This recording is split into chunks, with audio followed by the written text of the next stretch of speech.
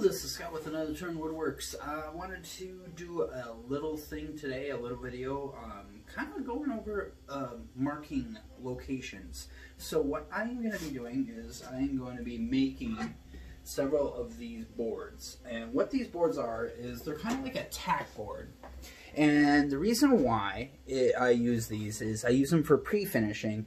As you can see, this has got several layers of finish on it. And I can keep on using this. And the reason why I keep on using this is the fine points on the screws won't damage the wood unless you like slam your piece on it. But it helps keep a little bit of space on your woodwork. That way, the finish will adhere. So then you can flip it. And the screws won't, it will be very minimal, the amount of contact the screws come with. So, or come with the finish, so it'll be just about smooth. So what I'll make a few of these tack boards, but what I wanted to get over, or go over, was, like, if you look at this, this is me not knowing what I'm doing. And I wanted to go over a couple of ways to make these boards. So one thing is I have a bunch of squares in that. This is plywood that is scrap that of a carve that didn't work, as you can see. So I kind of squared them up, and now what I'm going to do is I'm going to use several different, or I could use several different tools for this. I can use a square to lay these out. I can use my Kreg Accu gauge ruler and that I really like. I can use a speed square, or there's something out there called a marking gauge. And what this is, let me bring it in a little closer. What this is it has measurements on it, and it has a, this is super sharp here, so you got to be careful not to cut yourself, but it will actually mark the wood. So right now it's set at about 2 inches, and let me just, a lot of the very fine carpenters use this. You can see it made that etch pretty nicely. Let me try to, boom. And so then what I can do is I can make another one. And there, that's roughly 2 inches by 2 inches. Right there. And then I'm going to use this tool. Scratch All. That's the name of it. Took a sec. But what this is used for is I can put that right on my X, give it a little tap, and what that's going to do is that's going to help the drill bit. Because if I just take my drill and go, it could wander, and it wants to wander. But having that little hole just helps it guide it, just that little bit. So,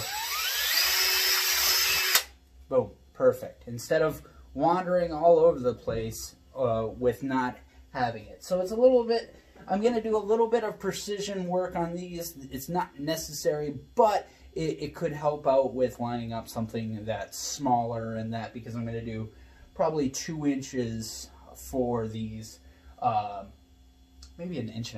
I'm not too sure yet on my lineup. I want to see how they look, but I just made 8 by 8 squares, roughly. This one's got a little bit cut out of it, of a project that didn't work out.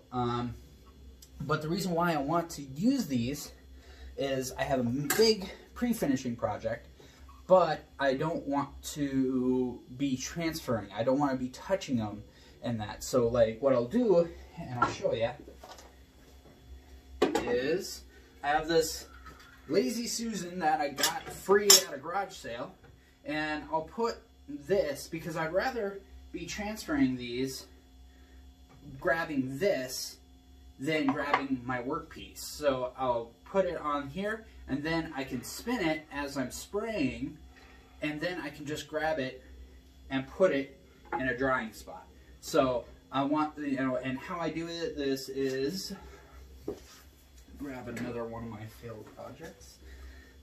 I shouldn't say it's failed, but something that didn't work. So boom, like say this, I would start with my back side of the piece, and then I'm not too worried about it. I grab it from the front and flip it, and then do this side.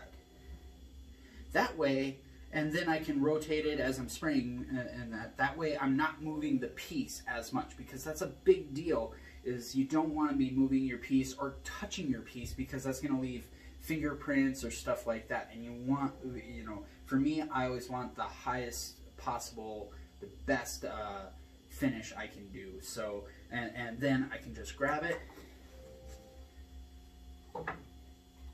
and go to my next piece. So I'll include pictures of my tack boards and kind of the layout for it. So if you guys have any questions, you can by all means get a hold of me and or email me anyway. And if you like this video and want to see more of them, please like and subscribe. Thank you very much. This is Scott with Another Toon Woodworks.